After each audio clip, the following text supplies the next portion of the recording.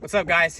This is TJ over here. We're in Northern California at what we call the Bass Factory. It's also called Disneyland, but it's Clear Lake, California. 18 miles long of just straight monster bass. It goes in cycles, but it's been pretty good. I spent the last couple days here fishing around, kind of trying to figure out what the bite was.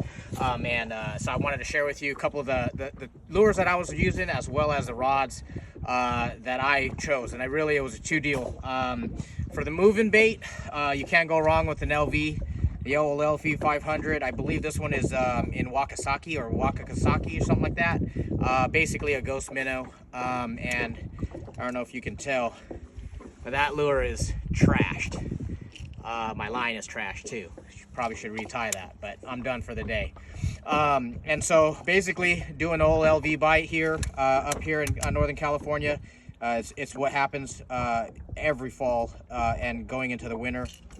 And the rod I'm using is the Edge Rods, the First Strike Casting MBR 703. So it's a big misconception that you can't use worm rods or jig rods or something like that on reaction.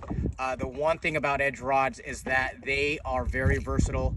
You can run complete graphite on reaction lures and still be very successful.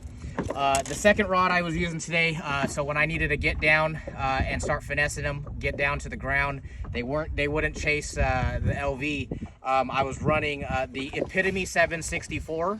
That's the SJR 764-1. It is literally my favorite bottom contact rod.